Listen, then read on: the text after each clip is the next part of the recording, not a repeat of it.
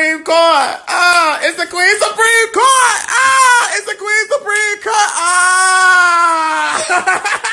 Child, you know I can't out-top that. Let's go. You're just smiling this morning. All of your love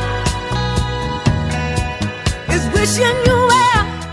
Guys, you already know what it is. It's Tuesday, and it's time to review the Queen's Supreme Court with special co-judge Rick Rosa. So let me first say this about the co-judge. You know, Maddie, whenever she has a co-judge on the bench, she, tags the person in a post or whatever. And I like to go to the person's page on Instagram and see what they're about. He has about 8,600 subscribers. I don't know if he's gained more since the show. I don't know. I didn't pay attention to the numbers at first.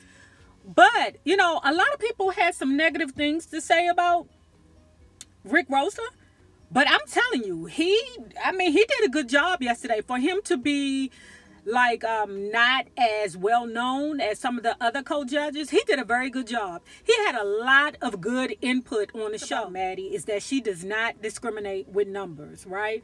I really think that Maddie is really in touch with people, like us Libras. We always like to fight for the underdog. We always help people out, even when, they shit on us. It's just our nature to radiate love.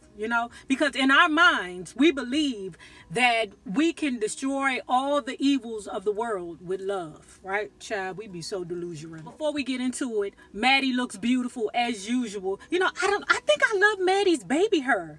It's something about her when she be having them wigs on and be pulled back and then she be having that baby hair. I be like, oh my goodness, Maddie, you better give me that baby hair. It be beautiful. That baby hair be beautiful. So the first thing that they got into on the docket was the Oscars. And they did a couple of honorable mentions, right? One was all the way good and the other was all the way bad. The first one they talked about was Billy Porter's tuxedo, velvet tuxedo. I don't know but it was a tuxedo dress and it was amazing. It kind of bailed out like something from an old Western. You know how they have the big hoop skirts at the bottom and then it was like a tuxedo at the top, child, and it was crushed velvet. I said, you better do that, Billy Porter. You better do that thing, boy. And then they got to Screamer for Hudson's. Oh my God, her child, they showed a picture of that lady's feet. I don't understand. Why wasn't her toes painted? Why? I don't understand corns. Matter of fact, you know what? I do understand corns, right? Because I am a sneaker person. I have been a, heel person when I was in my youngest days. But me, because I'm at the age where I'm trying to be comfortable. I'm not trying to be cute. I could be cute, comfortable. You know what I'm saying? But y'all ladies, when y'all be having all them corns on y'all feet, that's because y'all wearing shoes that's either too tight. Y'all wearing shoes that are ill fit. Or they're cheaply made, okay? I'm telling y'all better leave them alone because let me tell you something. Part of the reason why people don't want to touch your feet, because you got them people out there that don't like to touch on feet. Part of the reason why they don't want to touch your feet is because they be looking like popcorn down there. Screaming for Hudson, you was dead wrong. And your stylist was dead wrong. She need to be chained to the sink for letting you walk out of the house with that damn ball gown on and them popcorn feet. What the hell is wrong with that lady? I know you saw your goddamn feet when you put that shoe on. You ain't even trying to cover it up with makeup, bitch? Come on. Come on. I don't have corns. I don't have bad feet, because I believe in comfort. Fuck all that. Y'all just can walk around here, feet crunched all up in shoes that y'all can't fit. We get to Kim Buckle Boots Burrell, okay? She told y'all. That lady told you. She said, you won't be talking about my shoes and my buckle boots today. No, you won't. Because some of y'all husbands, I got your house note on my feet. I said, who the hell is she talking to? She ain't talking to me. She ain't motherfucking talking to me. She got her house note on her feet. Girl, bang. Bang. Then we get to the touchy subject of Jussie Smollett, right? And here's one of the parts where I say, Rick Rosa, I adore the fact that you said what it is. And, you know, some of us are trying to be politically correct and not be truthful and honest about the situation. But let me say this, right? When it comes down to Jussie Smollett and those two dudes that he was supposedly paying to train him, what Rick Rosa said, that when it comes down to trade, we would never put on the, well, not we, but I'm just saying what the man said, but we would never put on their heist or, you know, threesome. Because I'm going to be honest with you, you know, I don't know if it was a heist. I don't know if it was a drug deal gone wrong, because, you know, he has admitted that he has a problem with Molly. I don't know if it was a situation where Lee Daniels set that boy up. You know, it's a caper somewhere going on. It's a caper, you know, around in a whole mixture and everything else. Oh, I see a caper. It was either drugs. It was either a scam concocted by Lee Daniels. It was either he was paying them boys for some services because he had him all Nigerian brother fetish, and he couldn't put in the notes on the check Nigerian brother fetish.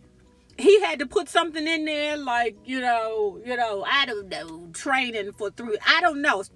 They were saying, you know, they bring up this other little dude that was, you know, I don't know. He was like a well-built guy, and he came up on the stage with Maddie and Rick Rosa, and, you know, they was discussing prices for training and things like that. Child, I don't know what to say.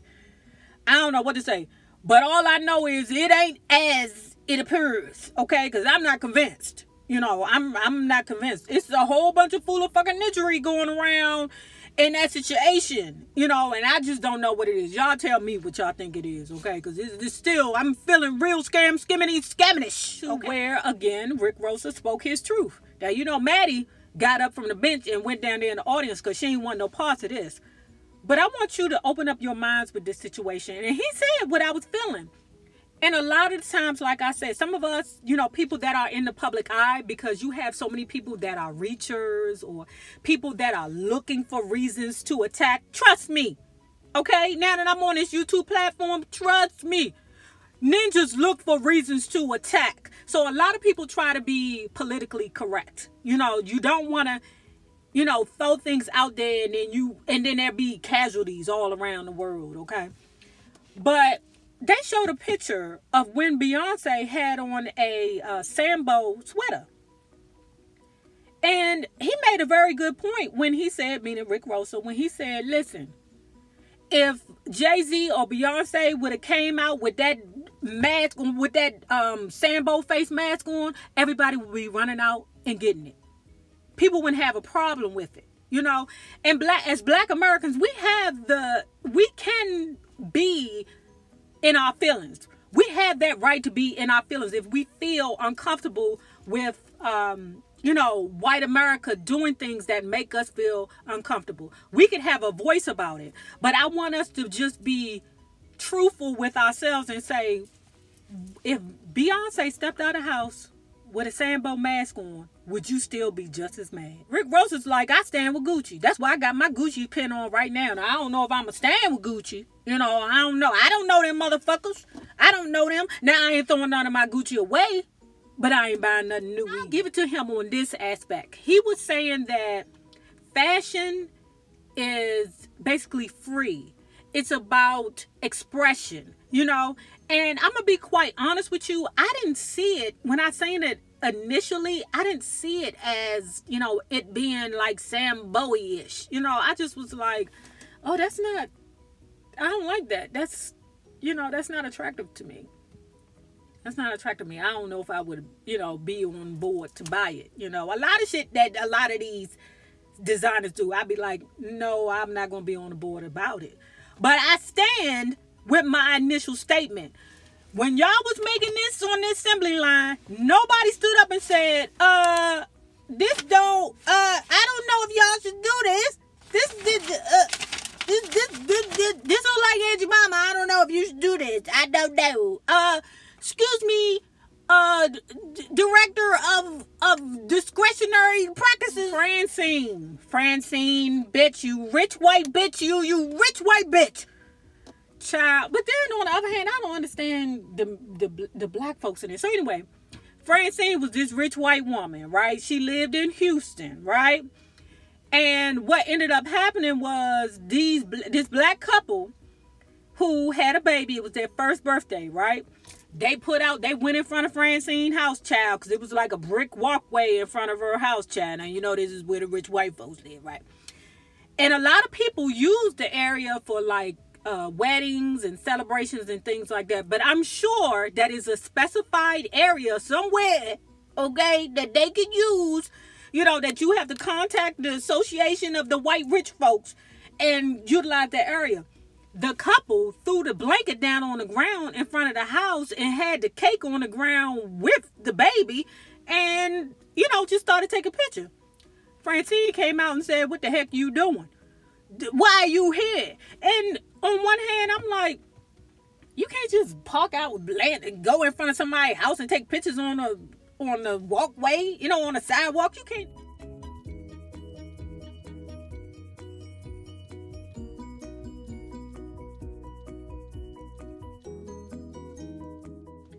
But that part, I don't understand why you just went to this random lady house and just put your, you know, or area, you know, you can't do that, ma'am. You can't do that, you know, but, you know, black folks trying to find a way to be cheap and save a dime, right? But Francine, commenced to putting her hands on the daddy. Now, with that being said, I hope them motherfuckers ran straight to the Johnny Cochran firm of White Bitches United. I want to talk about Chloe and Tristan and her, let's say this, her karma, you know. Something ain't right about them Kardashians. Something ain't right. Like, why do they feel good with, like, passing around black ding dong? You know, I'm kind of, like, thinking in my mind, who else in that family that slept with Kanye? Like, I wouldn't be, like, surprised if Kanye slept with the mama.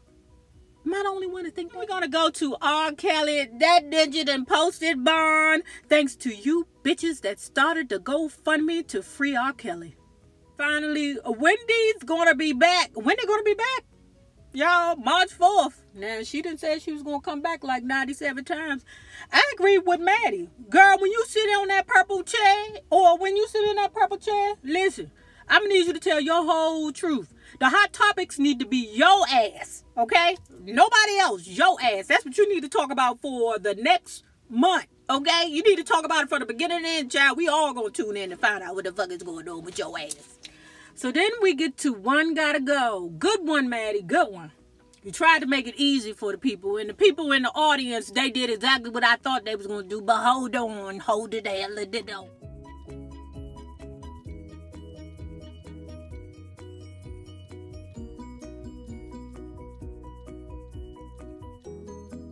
Old school TV shows, I want to say from the 80s, right?